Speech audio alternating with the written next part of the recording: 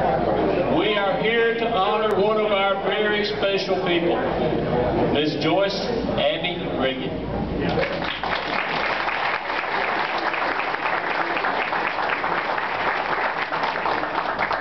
Some of you know her as Ms. Abby, some of you know her as Ms. Reagin. She's quite a lady. I'm telling you, anybody that can finish high school and go to college and have their first teaching job when they're 20 years old is a smart cookie. And you are.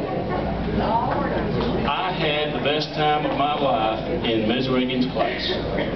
I enjoyed that thoroughly. Ms. Reagin was always innovative and doing different things.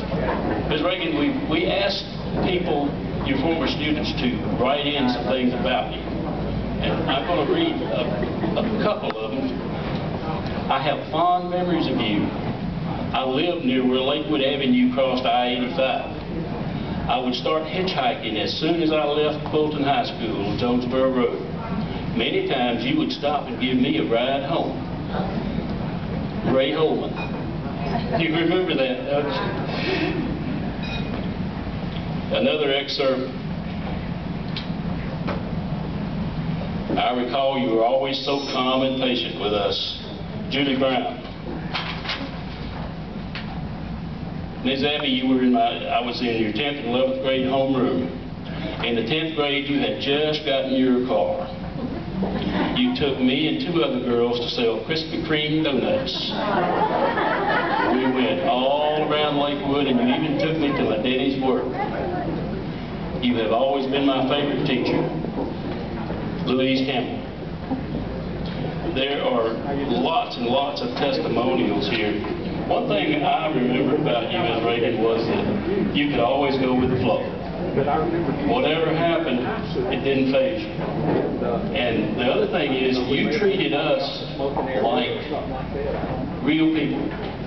Some teachers would treat you like kids, like we've been used to being treated, but you were different. You were just like one of the crowd. I remember one time, and I thought sure I was going to get sent to the office for this, but we did the school play in 1967. And I dressed up with a dress and a wig, and I had a couple of grapefruits here. And the play was just a drama, you know, but it turned into a comedy because I was standing back there like this, you know, and I kept playing with my grapefruits. And that went on, and everybody, you know, Ms. Reagin was sitting there in the front row with a couple other teachers just laughing. And I kept doing it, and finally she sent word to me by Roz. Says, you better quit that. And I did for a second, and then it went right on. I thought sure I was going to get sent to the office the next day, but it didn't happen. And I was glad of it.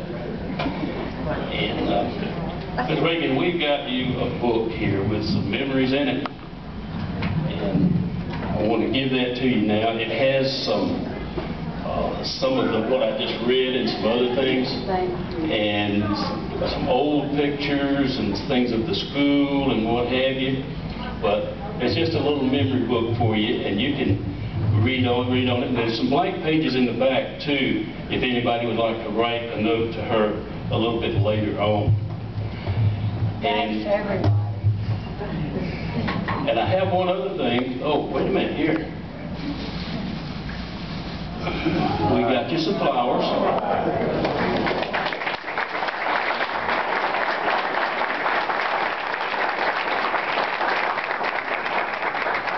Red and white, and here's your little red bird to go with it. And let's see. Oh, I've got this other thing. And, you know, we got to thinking about it, and we said, well, what can we do for Ms. Reagin? Well, and somebody wrote this, and I'll just try to read it too. You were our key to knowledge, and you really were. And now we're giving you the key to our heart. We have a nice little chain with a key.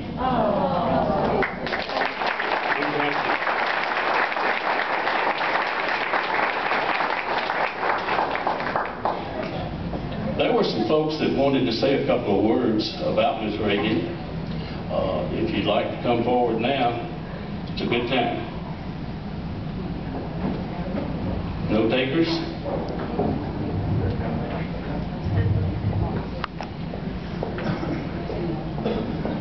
Who do we have here but Martha Mayo?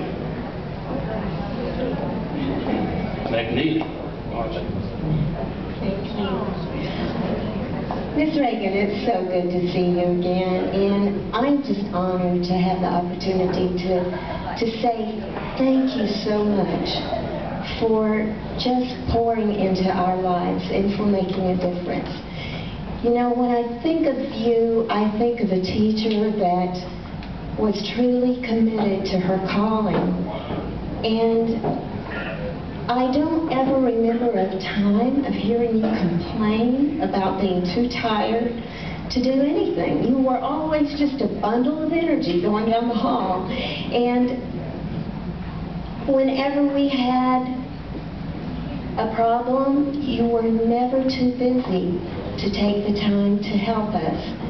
And you were always challenging us to learn a little bit more and to do a little bit better in all that we did. One of the biggest things that I think of when I think about you is you challenged us when we were on the newspaper staff to learn a new vocabulary word every day. And today, as I communicate with other people, just certain words that I use, a little icon of Joyce Reagin goes off in my head, and I remember, you know, I learned that in your class, and I just want to say thank you for being genuine and for caring truly for everybody that you came in contact with. We love you. Thank you, Martha. I believe Sammy Mayo is next. That was my baby sister, and now I have to look up to her and say, yes, ma'am. Ms. Abby, Ms. Reagin, what a difference you made in my life. Thank you for every sacrifice and your patience that was endless with me. I respected you for many reasons. It was obvious that you had character and integrity, even to an 8th grader in your class. It was obvious to me that you had high levels of excellence and professionalism that endeavored to challenge and bring out the best in a person.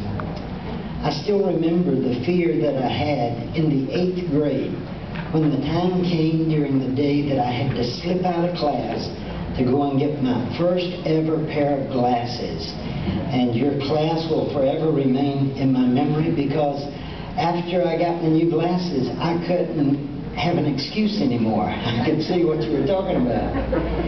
But I wondered, why in the world was it so important to you that we as a class learn how to diagram sentences?